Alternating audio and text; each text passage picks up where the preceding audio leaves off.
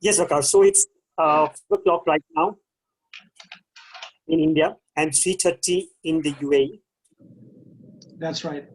And we have approximately 43 participants on the group. We were expecting between 25 and 30. We've got around 43 people. As I mentioned to you in the audience today, we have clients of Talent Corner, which means HR heads at Talent Corner. We've had our franchise partners. We have our own team members. We have this network individuals from BNI, from Roundtable, from Ascent, and from Rotary. Okay. And we have a few clients of mine and yours from the UAE as well. Sure. Just to introduce you, as I've already mentioned in the email, Bakar is an HR expert. He'd like to be known as a headhunter, a HR expert, an HR consultant, a talent recruitment specialist. He's been based in the UAE, has had several years of experience currently working with Americano Computers and heading their HR services division. In my conversation with him yesterday, I learned that they are looking to bring in a lot of business from the government out there, and they're going to be spreading their wings to other parts of the world as well. In the interesting conversation that I had with Vakar, we spoke about the kind of mistakes that clients and people make while doing interviews. And our intention is that Vakar shares his experiences in terms of what mistake he's seen people making, which can actually not serve the purpose of the interview, and how we can correct the same. Vakar, your experience, I would request you to share, like we spoke yesterday, in terms of a client, an entrepreneur, a HR recruiter, okay, because we've got all the three audiences today in our forum today. So I'd like you to share your experiences in all three perspectives and give your suggestions according to that. I'm going to put myself on mute, Vakar, and now it's over to you. Sure. Thanks, Vakar. All right, thank you very much, Rashish, for the intro. And it's a great opportunity for me to be here and share my experience with all of your participants. This is a very important area which is usually ignored. Either we're talking from the client perspective or from HR perspective. Like I've been working in human resources for almost 16 years now. And over the years, I've done numerous interviews individually and during interview panels. And since I'm working on the HR services side as well, so I've been working with several clients in UAE where I've observed lots of weaknesses in terms of preparation, in terms of hiring the right resources. There have been usually complaints from the customer side that they're not getting the right people from the market. With respect to my experience in UAE, there are like hundreds and thousands of job seekers that visit UAE every year, but not all of them are qualified. The amount of quality has reduced over a period of time, but that doesn't mean that there are no quality people coming in. What needs to be done is that we need to improve our processes. We need to improve our approach in evaluating the right candidate, the right person. And these evaluations and the mistakes that I will be highlighting in today's session are the things that actually sometimes discourage good resources from joining the company, and also hinders the hiring managers or the clients from getting the right person. The notion of the right person for the right job has become very critical in today's market. And it's not just your products and services that matter the most, it's the people which represent the company and which take your products and services forward. That is why people have become the greatest asset for any organization. Wherever you are working, either you're in India or in the Middle East or in the Western countries, they have become the most critical competitive advantage. If you have quality resources, they can pitch your products in a much better way than your competitors. Now, it's not just the selection process. Now, this is one element that we're going to talk about, which is the selection process, which is interviewing. But it starts from recruitment, where you are defining the whole process. So although I'm going to be focusing on how you can improve your mistakes, what are the areas which are lacking in the hiring managers or in the interviewers, and how those areas can be overcome. But I would like to highlight the importance of recruitment as well, particularly from the client perspective. You need to completely identify what kind of a person you require in your organization. If you're clear on that point, the recruitment is based on those expectations, and then you can get the right person. And during this whole process, from recruitment till hiring, the one major step is the interviewing. Now, there are various types of interviews. If you Google, you'll see lots of types of interviews, but I would like to categorize those types of interviews into 4 categories. One is the phone screening, which is the very basic and very initial step and the first contact when you make with the candidate. Now, these phone interviews are basically done. Their objective is to clarify the areas which are confusing in the profile, or get the basic information that you can use to assess that whether this person is actually what he says he is.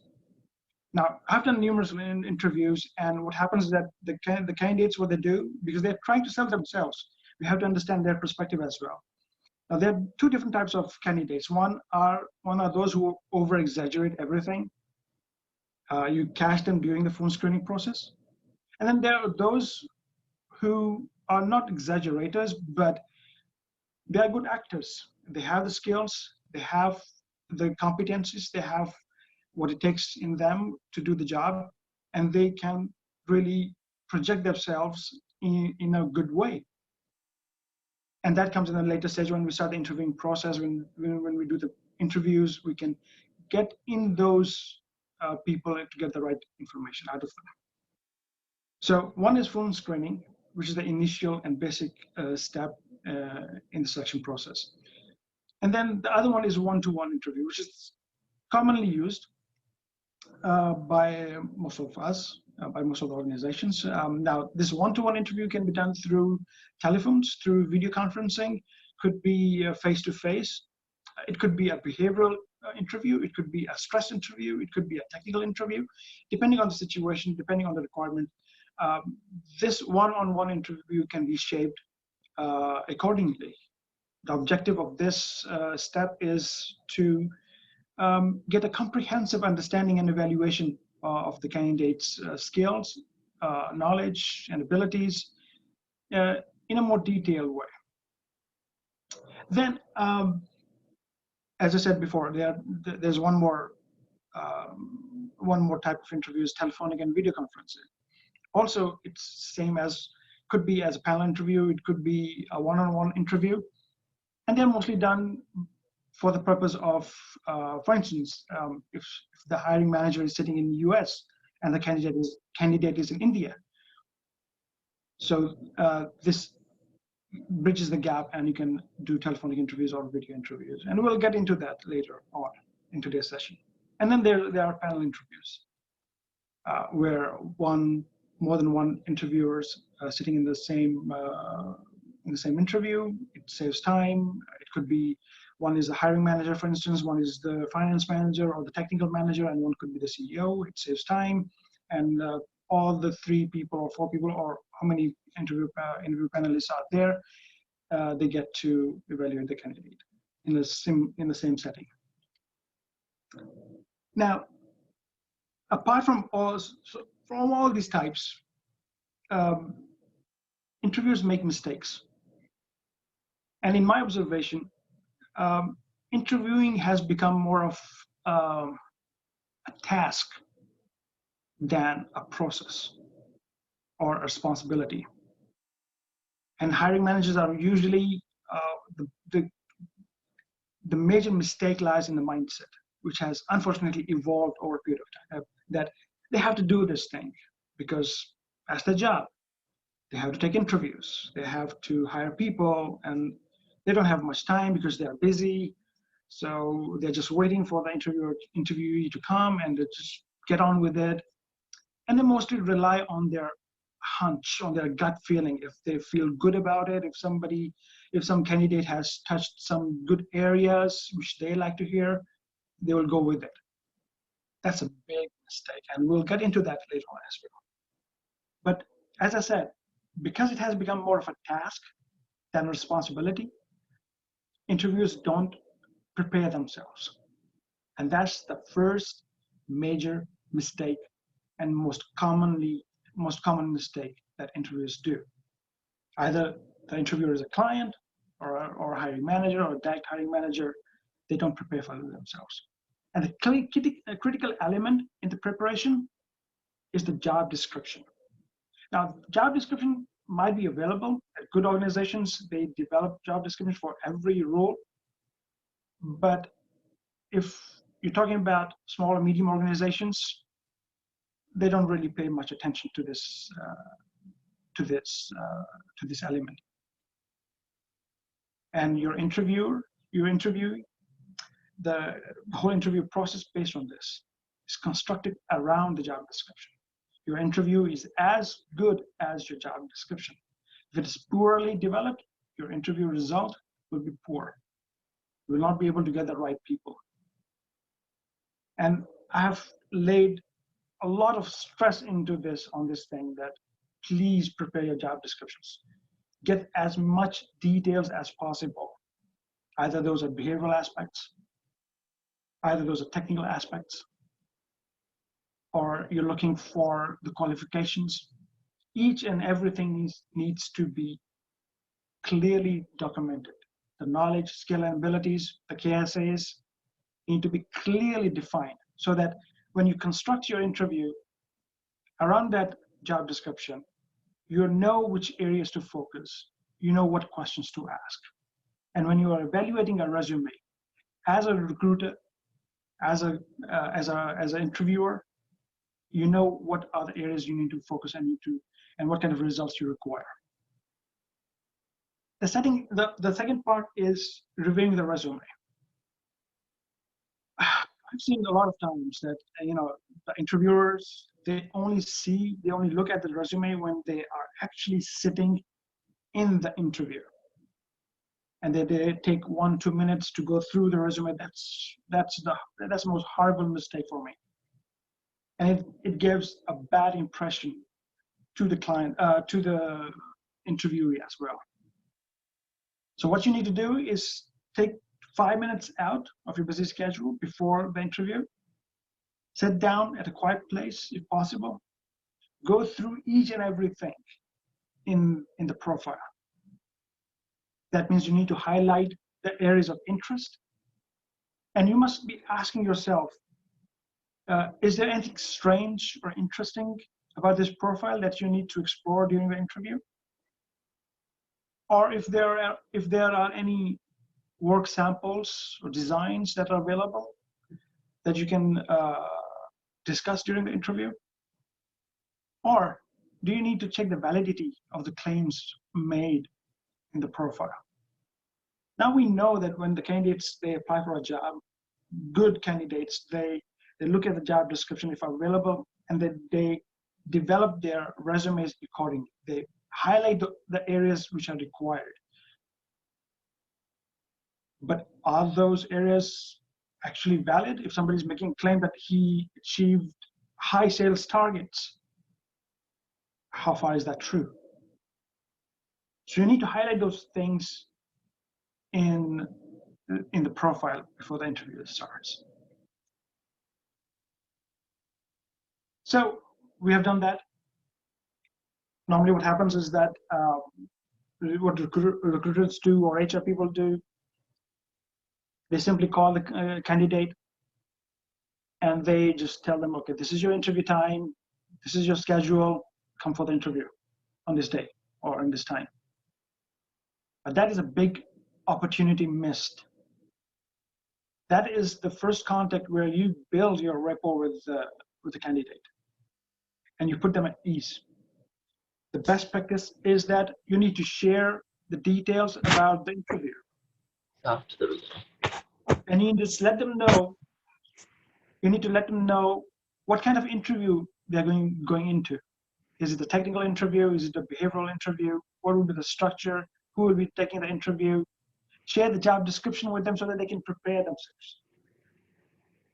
Normally job descriptions are not available either in the job posts or during the interviews. So it's like you don't know what are you going to prepare for. You just know the title and you try to do everything, you try to cover everything. And that not only just misleads or distracts the whole discussion, but also makes the candidate uncomfortable. So share as much details as possible so that the candidate feels at ease and is at the comfort level. Building a rapport is the most critical moments during the start of the interview. And that sets the tone for the entire interview. How can you do that? Now, you have to let the candidate take or assume the role of doing most of the talking. If you're putting him in a position where he assumes the role of just answering the question that you're asking, okay, how are you? How are you doing? How was your trip? So the candidate will start getting in a position where he thinks that, okay, this is my role, I'm going to be answering the questions. And the whole purpose of the discussion-oriented interview dies just right there and then. So what you need to do is just start small talk with them. How you can do that? You can begin with the normal pleasantries and let the candidate assume major portion of this early conversation. For instance, let me give you an example. If you have studied the resume, you can ask questions about some of the areas of interest, for instance, hobbies, sports, if they have done traveling. And you can base your initial small talk conversation with them, a rapport building, an icebreaker with them, based on those areas of interest. For instance, you can ask them that I've noticed in your profile that you have traveled a lot. Can you tell me which of the areas you have traveled or which countries have you traveled so far and which of those countries have you liked the most? That is kind of a question which requires thinking, which requires explanation, and that will get them started on it. The objective is to give them, drive out a 2 to 3 minute conversation where they do most of the talking and you listen. Another example could be that while reviewing your profile, I noticed that you were awarded Employee of the Year. Can you tell me what was the criteria of that award and what were your great achievements during that year? Excuse me. So you have to start with that, and that sets the tone. And once they start talking, they start comfortable. And once they start a frank discussion with you, a candid discussion with you, you will be able to get the exact right, truthful information from the candidate. Because otherwise, what happens is that if the interview becomes more of an interrogation, where you're asking the question and the candidate is answering those questions, the candidate will design his replies in a way which might get a favorable response from you. So the objective of the interview is get to the right information. And for that, you have to maintain control. I've observed during my career that once the interviewers start doing the rapport building, they get carried away with it. The initial discussion takes so long that the whole process gets distracted. The conversation goes to a whole different way. So you have to maintain control. You have to maintain control of the discussion. How can you do that? So you have to make sure that the whole conversation is balanced. And you balance it with patience, and you give appropriate coverage to all the areas which you've highlighted, remember, at the start of the interview, before the start of the interview, when you go through the resume and you go through the job description. There are different techniques to maintain control. One of that is interruption. Now, the sound of it might feel like it might be rude, but you have to time your interruption in a way that you have to anticipate that the candidate has finished his thought but hasn't completed his sentence yet. So you have to time your interruption with a positive reinforcement. For instance, if the candidate is talking about his previous accomplishments, you can say, "That sounds interesting," or "That must be very satisfying for you." And from there, you can move on to the next area. Another way of maintaining control during the interview is keeping an interview guide.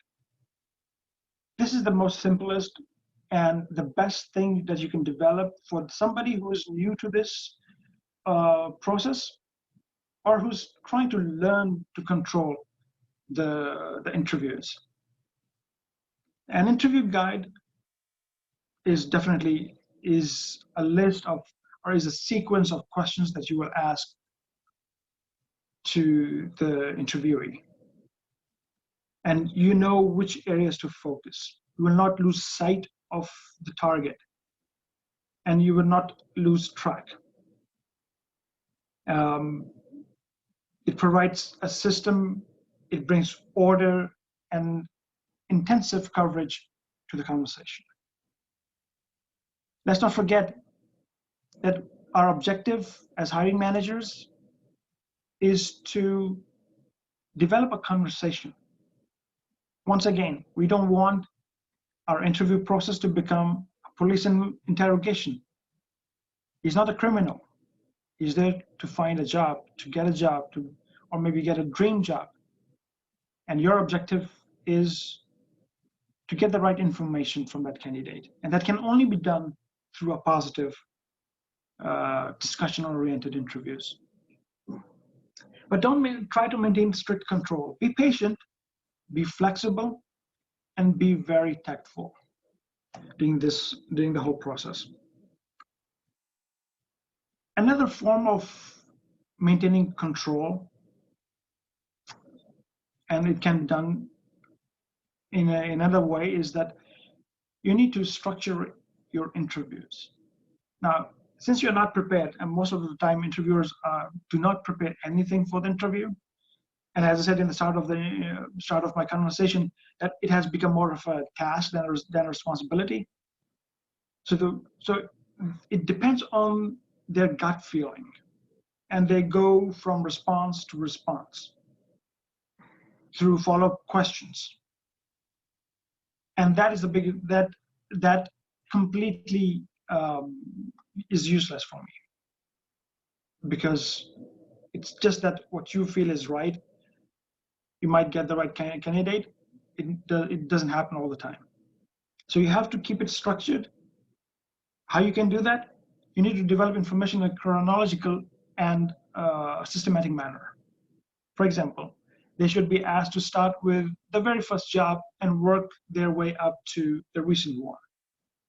Similarly, in educational aspect, it is always best to start from the high school and working their way up to the highest degree. Make sure that you exhaust all one area first before moving on to the next, instead of mixing everything up, which usually happens in unstructured interviews. And it serves no purpose. Most of the interviewers try to lead the interviews. Now, there was a time when I was working in one organization, and one of the clients wanted to interview the candidates, and he wanted to assess if the candidate is good or not. I was shocked to hear that, and it was a sales position. And what happened that, okay, so he started asking certain questions from the candidate. What were those questions? They were like, okay, can you do sales? And the candidate goes, yes, of course I can do sales. Can you handle pressure? And the candidate goes, yes, I can definitely handle pressure. Have you met high targets? And the candidate goes, yes, I've achieved very high targets. Any question for which whose answer is either yes or no is a close-ended question. And you are not actually getting any information out of it. You are actually leading the conversation. You are trying to listen to what you want from the candidate. So questions whose responses is entirely one-sided or very obvious are completely useless and must be avoided at all the time. So any question asking for real thinking or interpretation is open-ended. For example, what are your specific job strengths? Another example could be, what has been the biggest accomplishment during your career so far, and why? Another example could be, what was the most complex problem you have solved, and how did you go about solving it? These are type of questions that you can ask, open-ended questions that you can ask from the candidate, where he will start explaining it. You can ask for examples. You can ask to demonstrate those abilities through these questions. However, the questions should be brief and to the point, and you should use simple language.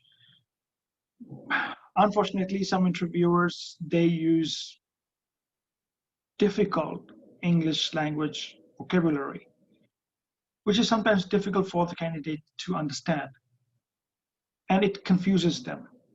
And once the candidate loses confidence in understanding, then he will not be able to answer it.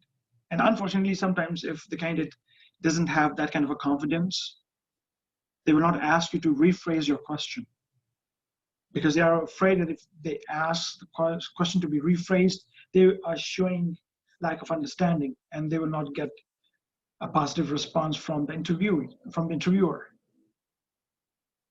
So it is our responsibility that we speak the language of the candidate, which is easier for him to understand. Which means if we are communicating in English language, it has to be simple and easy to understand for the candidate.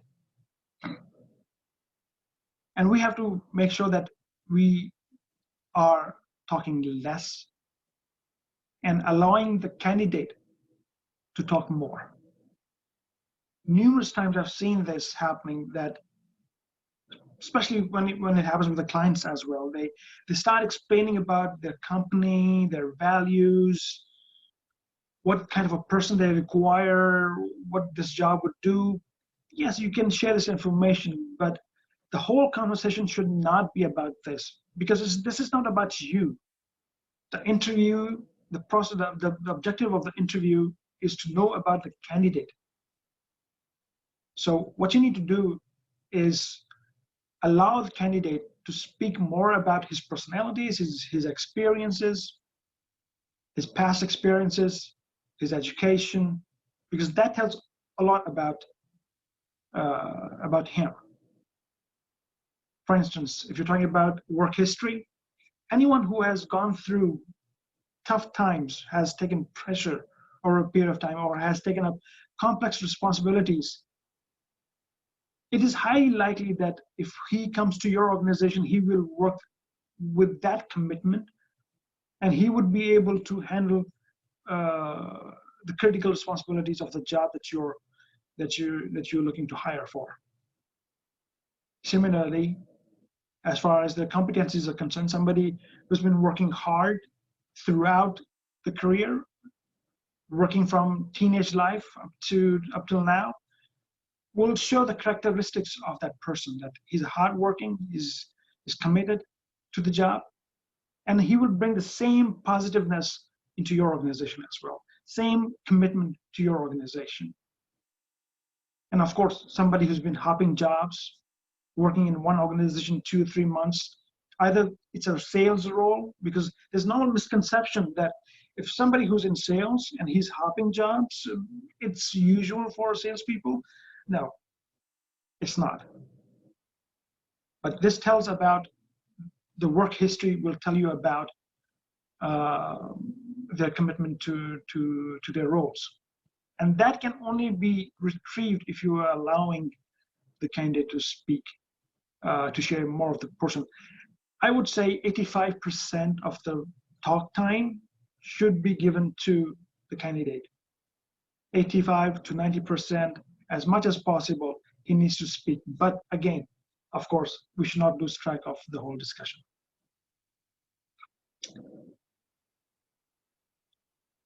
And because we are interviewers, we are in a position where we are assessing the candidates. A lot of times, interviewers get carried away and they become psychoanalysts. And it becomes a psychological analysis of the person, their personality, because we want to know them, who they are and what they are. And we try to relate to our experience and to our beliefs. That's not our job.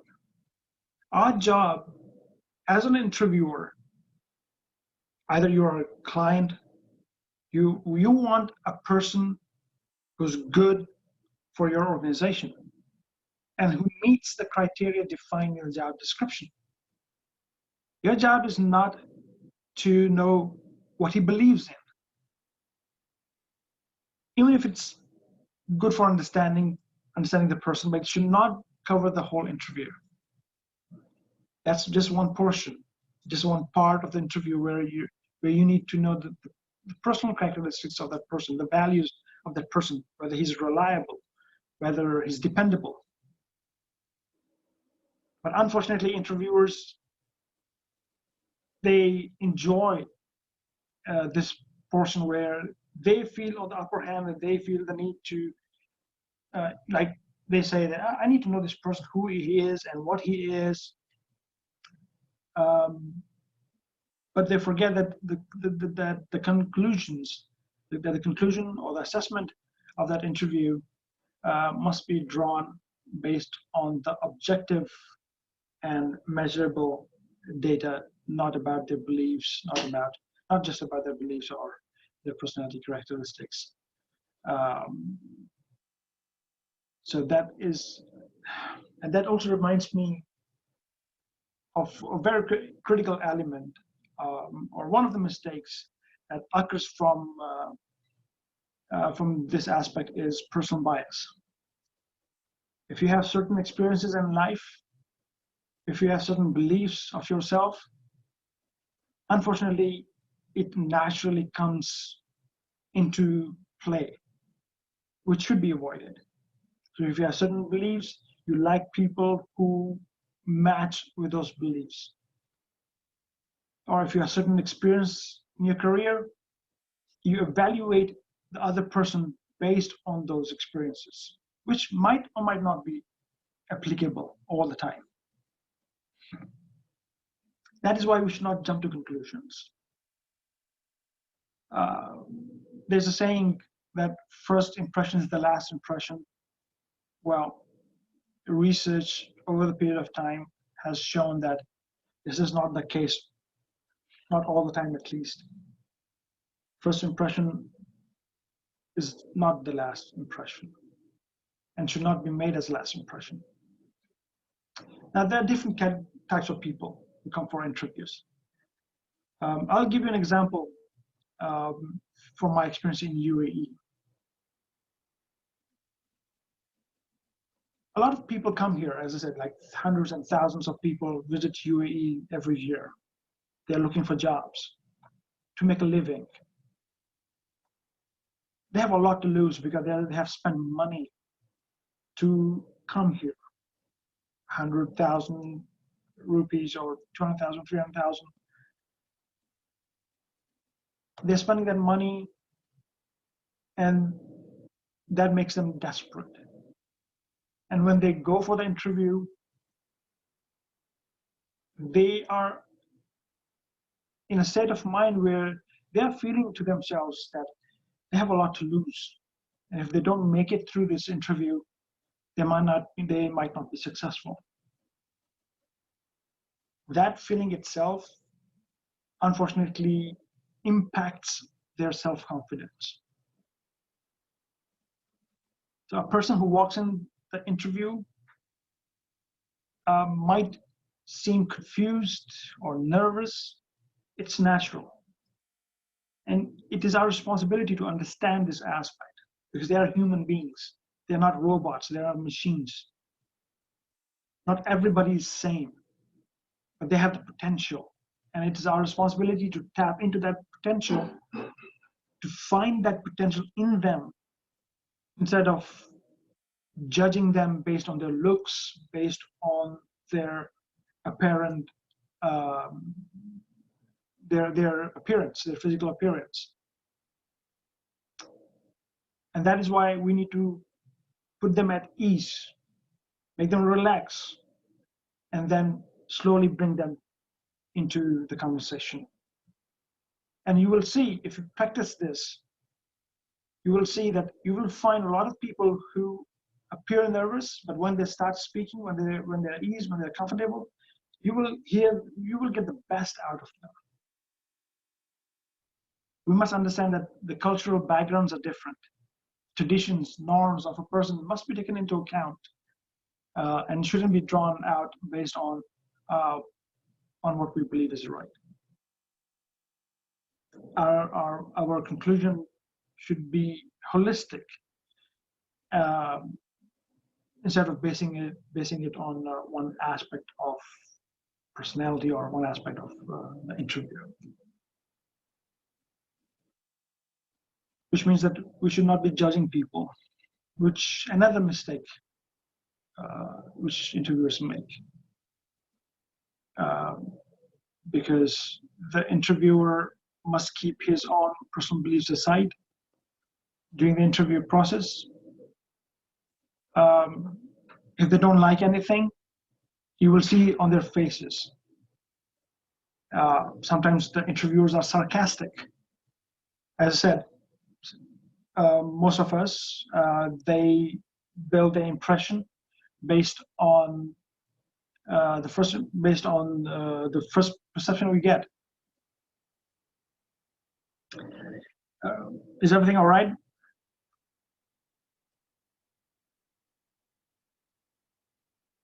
Ashish, are you getting me? Yeah, I'm going to do the refill. Don't worry. I'll stop the share. Okay.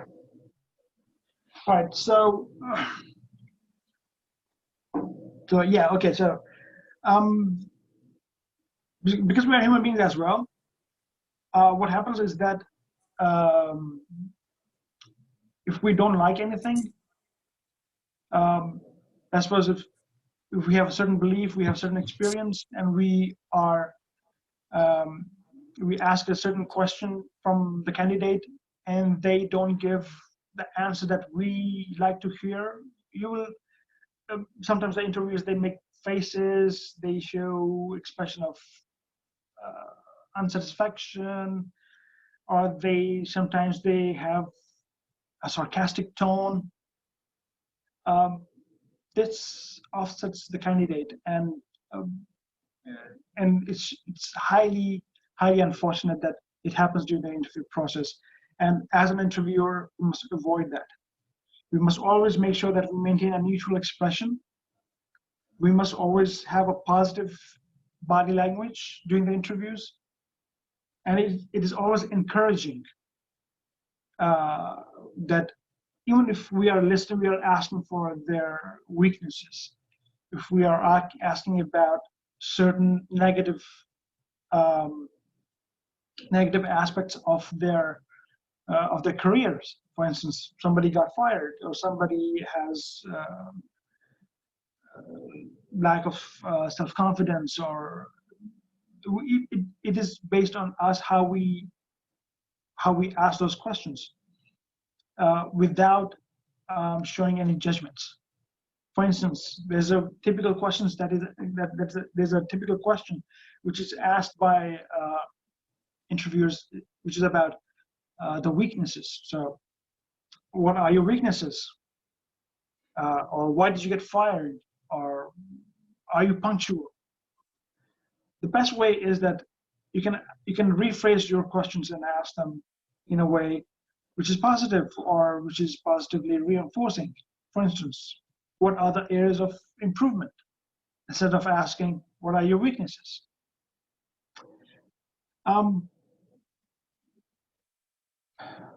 So yeah, these are the areas, these are the things that we must make sure that as an interviewer, in whatever capacity that we are sitting there, we have to maintain positivity, because if we are showing those expressions, if we are negative in our thought process, the same will reflect in our evaluation, and then the same will reflect on the candidates as well. Let us not forget that our focus is not just to get favorable responses from the interviewee. It's not about their strengths. It's not about what they can do. It's also about what they can't do. It's about their, how would I say, the areas of improvement. I think that's the right word to say. So if you're getting all the favorable responses, that means something's wrong with your interview, with the interview process. And if you offset the candidate, you will never get those areas of improvement. And everybody has those. Not everybody is perfect. But what you need to see is that if those liabilities outweigh the assets, or whether assets outweigh the liability.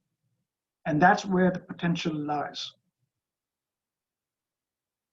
There are areas, definitely somebody will lack communication, but he has good technical skills. Can you work on those liabilities? But first thing and foremost, we have to encourage the candidate to share those negativities. But of course, let's not get carried away with that as well. It doesn't mean that if somebody is not punctual, you will also positively reinforce it that, oh yeah, I understand, people are sometimes not punctual. Of course, you cannot say that. There are red areas as well, which you cannot positively reinforce, but you can definitely encourage through your conversation without passing judgments, where the candidate feels comfortable in sharing even those aspects. And then, as I said, throughout the conversation, throughout the interviews, you have to stay focused. You have to make sure that what are the results that you require, and what kind of a person you require. Keep the discussion on the right path and maintain the structure of the interview. So these are the top most common mistakes that interviewers make. I was reading something some time ago, and I came across something, and I would like to share this in the end with you, with all of you. That in the final analysis, interviewers not only evaluate a candidate's assets and liabilities in terms of the job requirements, they must also judge the extent to which the assets outweigh the liabilities and vice versa.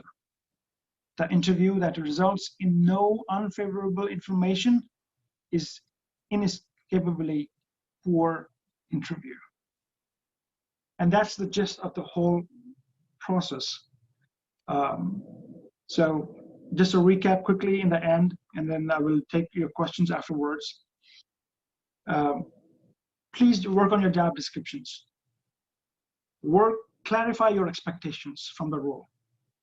Be objective and measurable, and have measurable expectations.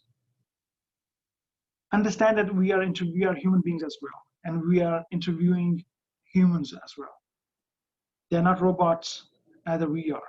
We will all make mistakes, but it is necessary that we realize what mistakes are we making so that we can avoid those mistakes, because that will give us self-awareness. And if we are self-aware of our mistakes, we will be able to improve our process. We will be able to improve our potential. We will be able to improve our procedures and processes, our evaluation and our analysis during the interview process. Have spare time, work on this. This is not a task. This is a process, this is a responsibility.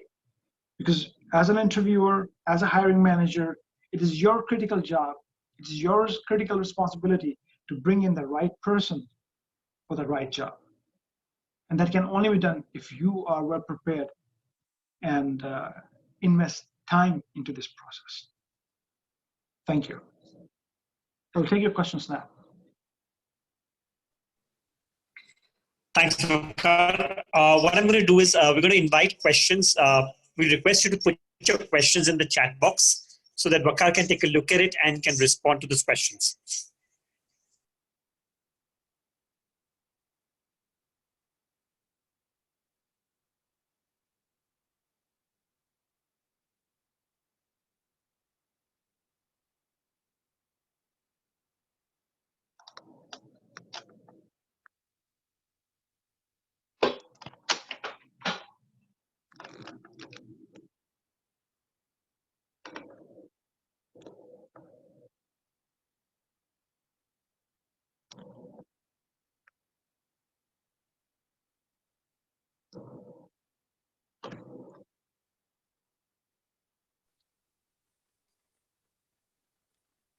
Okay, it seems that your presentation was quite crystal clear.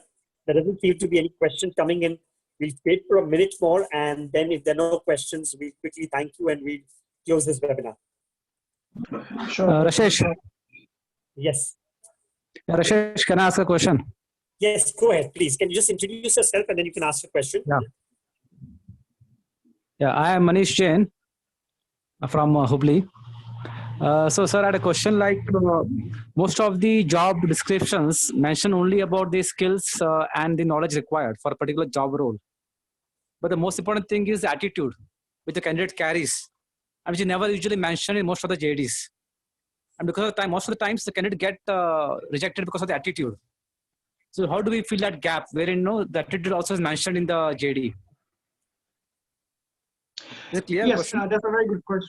That's a very good question. Normally what happens is that there are different approaches. As far as attitude is concerned, you can do that through the aptitude tests. And if the aptitude tests are not available, then it becomes your responsibility to gather that information through your interview process. And usually it's done for the higher level positions. The attitude comes from the personality characteristics. And those are defined in the job description. For instance, what kind of reliability you're looking for, what kind of dependability the person should have, what are the values of that person. If the previous experience was consistent. What happens normally if somebody, I'll give you an example. Normally somebody comes up and says, I left the job without finding another one. And the reason they give is that they didn't have enough time to apply for an interview or apply for a job. So I left and then moved and then went on to look for a job. Now, if you take that on the face value, it shows the incompetence of that person in itself. And these are some of the examples that you can use and see from the past experience and then explore during the interview process, that what is his attitude towards his job, what is his attitude towards his work.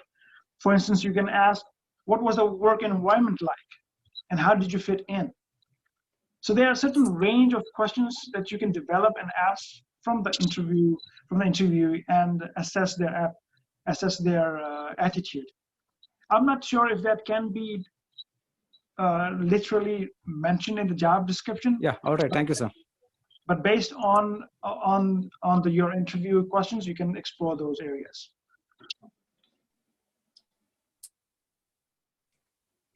Thank you, sir.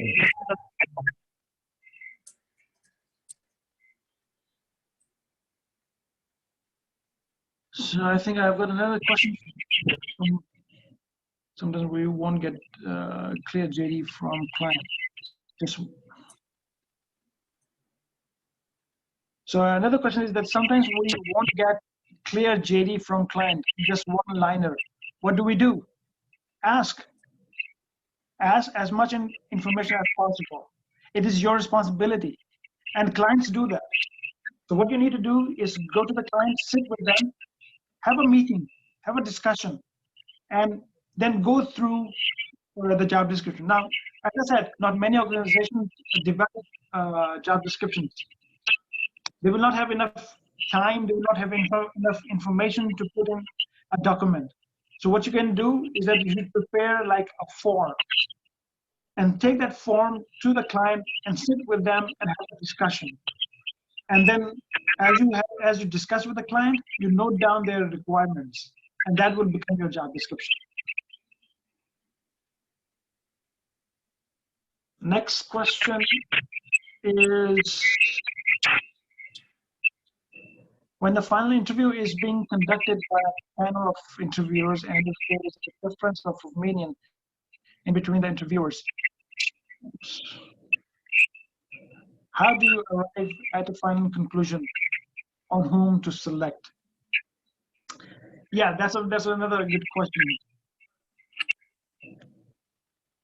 Best way to go about this is to have a measurable evaluation. In my experience, we develop a point system. We have certain areas of competences, knowledge, and skills, and those have weightages. Simply go through the weightages, assign weightages to each area, and then take the evaluation based on that, and see what kind of result you will get.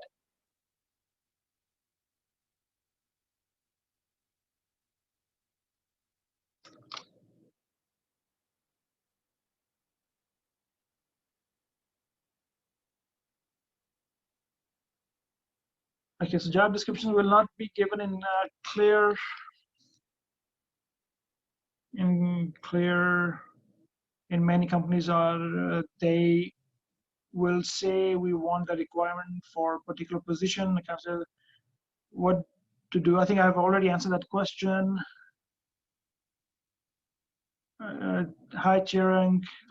Many of the hiring managers are not clear themselves about what exactly they are looking for, and they keep changing their expectations throughout the recruitment process.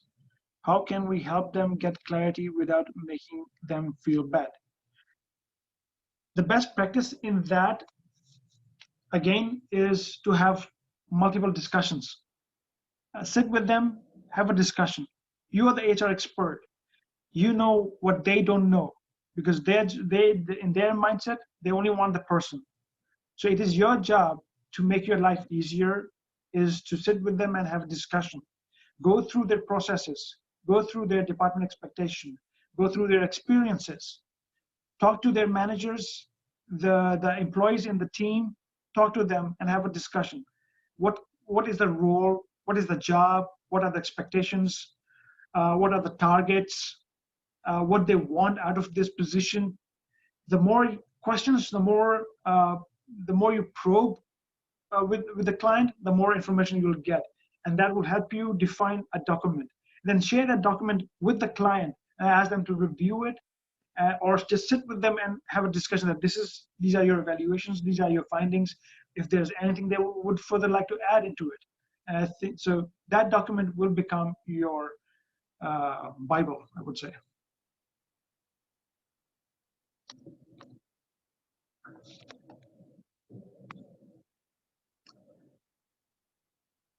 Okay, next.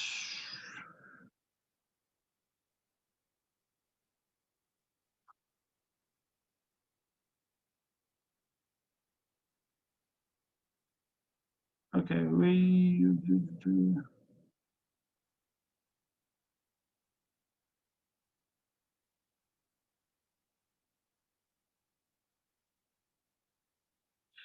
Okay, another question is, Disha, in my previous company, I had seen wrong feedback given by references, given by candidates out of jealousy. How to tackle such a situation? As much as background checks are better, definitely you don't always get the right information. You do get information from the interviews, and try to do some research of your own. That will enable you to get to the right information. How to identify if a candidate is given fake information from the first call itself? We come across many fake candidates, but that is in the later rounds of the interview. Well, the first interview, the initial interview, the screening interview is critical. That is why, because you are verifying the information that they are giving you. Yes, it is possible. It is very possible that they share information, fake information, and when you put them through the interview process, then you find out that it's not actually right. But if you're clever enough, if you can read under the lines, between the lines, you will be able to find who's faking it and who's not. Job description will not be given in clear. In many companies they will say one requirements applicable. I think I've answered the question.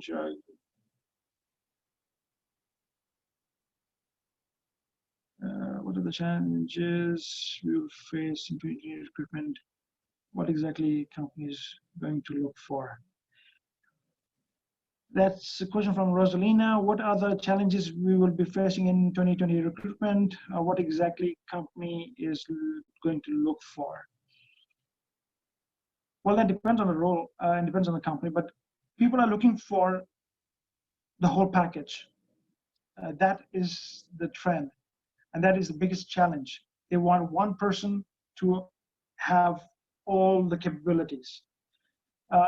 As the hiring manager, as a recruiter, working with clients, because clients usually do this. They say, I want this person and he should be able to do everything.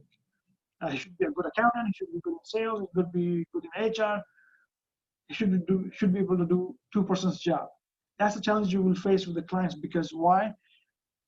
Because of economic situation, pockets are getting smaller. Especially with the small and medium businesses, it's really tough. So they will share a high demand, and they will challenge you with this, and they will give you sometimes unrealistic expectations or requirements. Basically, what they want is one person should be able to do every job. But you have to set the expectations right, and you have to be clear and put the expectations in document form so that there is no deviation from that. You have to set the expectations of your clients, and that can be done through ongoing discussions. And we have done that with our clients as well, and we have experienced that all the time, that we get unusual expectations. But if you set the expectations right from the start, things can work out well. How can we evaluate clients' seriousness in the shared opening?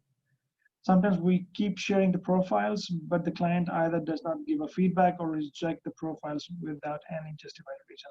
Also, they keep changing their requirements and expectations quite often. If they sign an agreement with you, if they sign a contract with you and they are paying you for those services, you should work on your contract and make them serious. Because what happens, what we normally do, we have certain clauses in our contract where once the interview process starts, and for some reason they don't want the candidate, let's suppose they say that the position is no more required, they pay for the amount of effort spent for that position. So once the monetary aspect comes in the contract, then people get serious. So Neil, business associate from Mumbai, while exploring the first level of contact for mid-level to senior level positions through a job portal like LinkedIn, the moment recruiters strike the discussion with the candidate, senior manager always wanted to know who is the client first before engaging further in the discussion. How do we handle such a situation? It is your right not to share that information, but if it's all right for the client that you can share at least the industry, because normally what happens is that the client, the candidates,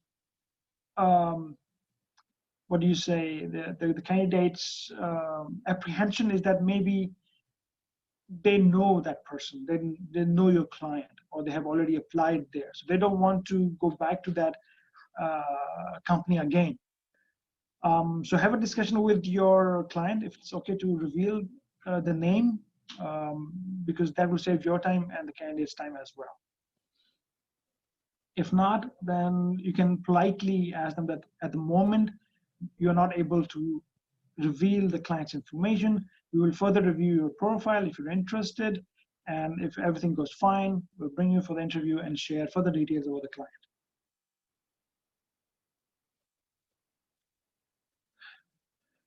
Anjani Verma, my question is, most of the time we also get candidates, those are interested, also shortlisted from client, and we receive confirmation email from candidates that are ready to come for an interview.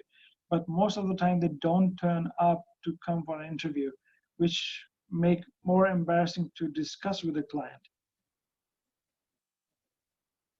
It is 100% right. And honestly, this is the most embarrassing and most awkward situation on one hand, it's very frustrating as well, because sometimes, like, I will share my experience with you, that we share candidate detail with a client, we share confirmed dates, times, everything is done, and right before the interview, right, like 5 minutes or 10 minutes ago before, when you call them that today you have the interview, are you coming? They will say no.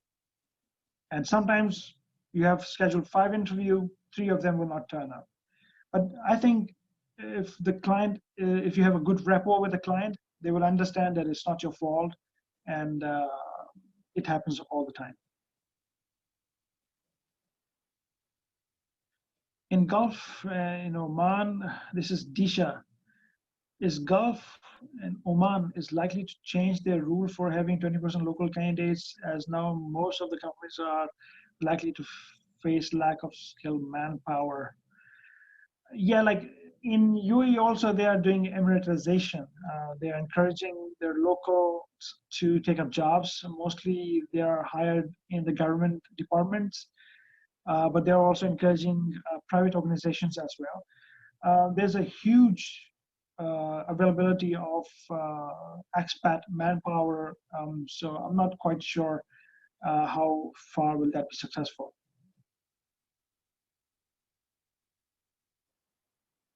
Sarang, how the weightages are distributed, I mean to technical skills, communication skills.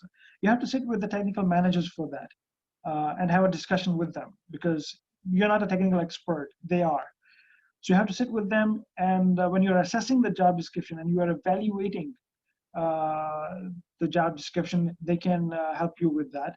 Plus, if you do a market survey, if you are in touch with market insights, then you will also know that what are your benchmarks looking for, and what kind of weightages are you looking for. But I think this is something that you can discuss with the technical managers, and they can help you with assigning the distribution for technical skills. Azhar Ahmed, Azhar, there are requirements asking for the niche skills which are new, but still ask for the experienced candidates. How to handle them? You have to give them your analysis. Yes, it happens also.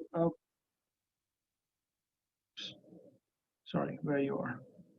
Yeah, so it happens also. For instance, I was doing some hiring for an IT company, and they were looking for a certain skill set which is not really available in the market. So once you do your survey, once you do your market research, you can share that research with the client and say, these are the experiences available in the market, and this is the realistic approach. Once again, if you have built a good rapport and reliability and trustability with the client, they will listen to you and they will understand that what is humanly possible and what's not. At the end of the day, you are doing them a favor. You want their positions to be filled, but you have to be realistic. I would suggest that you give certain options if they can hire people from outside the country. For instance, if a certain skill set is not available in the local market, but is available, let's suppose it's available in India, Pakistan, or in any other country, give them certain options to work with. Not just simply say that, sir, this cannot happen, this is not available. Give them options. And then work your way around it. Abhishek, the question, sometimes we come across any candidate who has an employment gap of a few months in his career as she was trying to venture into entrepreneurship, but due to setback, they might be looking for a job again. According to you, should we, recruiters, share this with the HR client in good faith? Will it be taken by HR in positive spirit? Please share your thoughts. Yes, it happens a lot of times, especially when you're looking for, in my experience, it happens mostly with business development people or sales people who have some experience in the market, and then they venture out starting their own businesses, trying to get their own stuff going, but unfortunately it doesn't work and they go back to looking for the job. I think there's no harm in that, and it's perfectly fine to share that information. It's everybody's right. I mean, let's face it, to do what they want to do. Not everybody succeeds. It doesn't mean that they are not qualified. It doesn't mean that they are not skilled or that they are incompetent. You have to share your evaluation based on what you've found out on their previous experience. So yeah, I think that's perfectly fine, but not just tell them, oh, they didn't succeed. So you have to give you a complete evaluation about their profile. Take the client in confidence. There's a way of presenting that information. If you just go and sit with them and say, this guy did this and he failed, the moment they hear this failed, you will put them off. So give them a holistic picture, show them what this person is capable of and why do you think he's good, and what his profile is. If you give them a complete profile, then yes, it should be all right. And don't just simply throw that onto them. That then of course that will not work.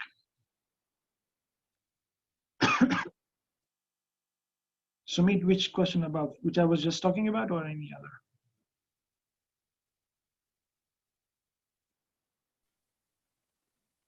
Waqar, there's one question from Eram Firdosh.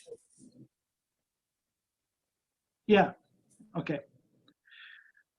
My question is, once the candidate is selected and joined the organization, and after a few days he quits, how to cope up with this type of challenges?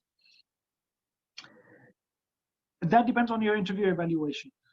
That is why it is very important that you spend time on the person's profile and develop your questionnaire that you need to ask. This is where your skill comes, and it comes with experience.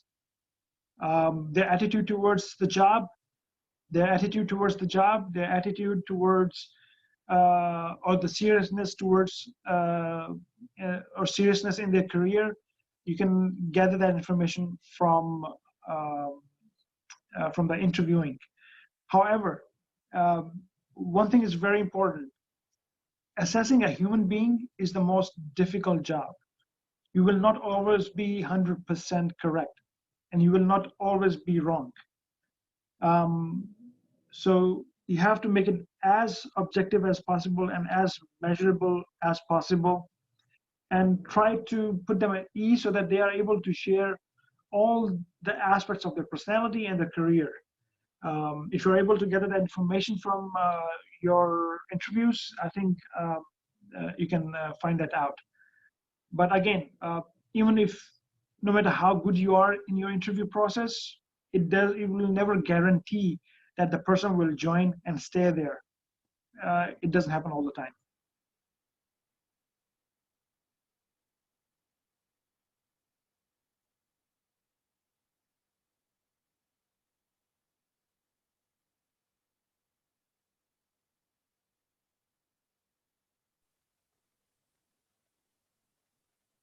So Meeta, sometimes the candidates are rejected in technical tests. How to evaluate such candidates? Because in resume and verbal conversation, the candidates are doing good.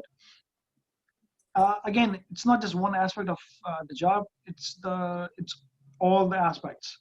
What are more important? If the technical skills are more important, if they have high weightage, then having good soft skills will not do it. So you have to look at the whole package, and you have to see the weightages and what's more important and what's not important, and then base your decision on that.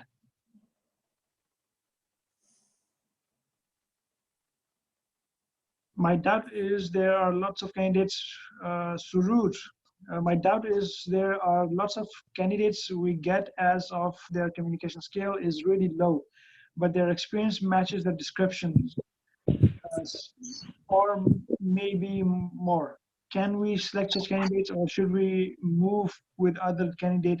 And also, we also come across candidates who have got more potential and also good communication skills, but no experience. But I think I get your point.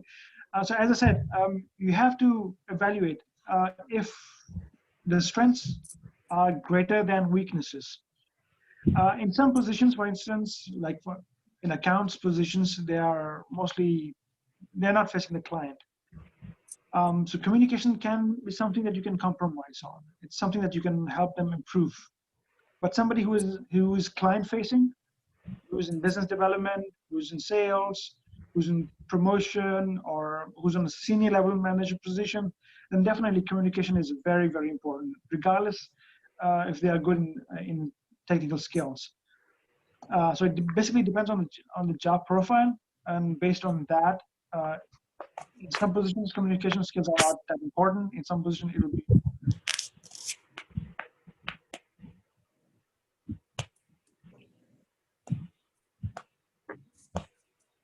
Bakar, we'll take one last question. There's a question from Azhar Ahmad on your screen.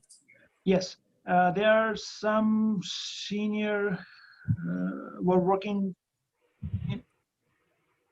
in MNCs, but they took break for a couple of years, but they want to get into the job stream again, but our clients are asking for continuously engagement. Client candidates still convincing, but still the client says company policy, but candidate is. So if they have taken a break, the position, well, again, consistency matters in a lot of positions. Somebody who has taken a break of a couple of years will not be in touch with the market compared to somebody who has a consistent working. For instance, somebody who's been working in IT market, just giving an example, he's taken a break for 2 years and now he wants to be in the same position. Probably he might be not that familiar. So again, if you are making your assessments measurable and they are objective and quantifiable, you can convince the client. If their knowledge is good, if they're updated, if they have good contacts, you might be able to convince the clients, but somebody is not that much familiar and has been off, there's a chance that they might not be in touch with the latest trends.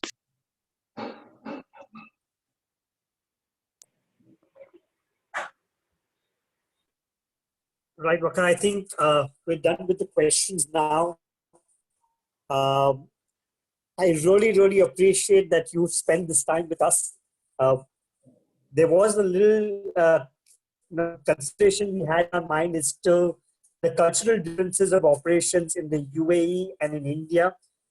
But I think what you did is you covered it very well in terms of it being different, but it being very similar, and how we could learn from the UAE and what the UAE could learn from India.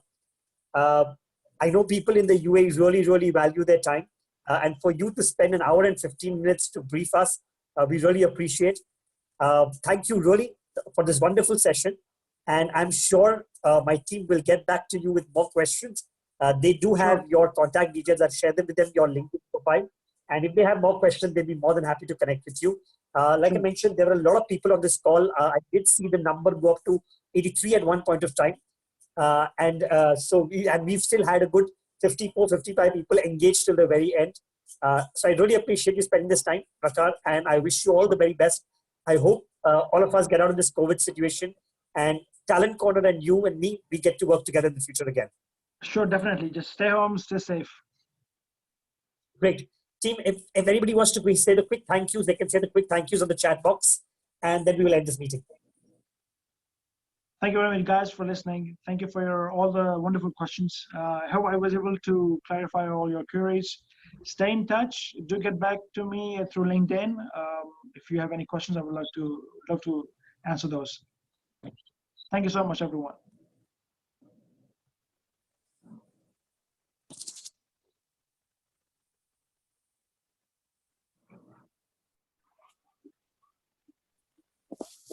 Thank you, guys. Thank you very much.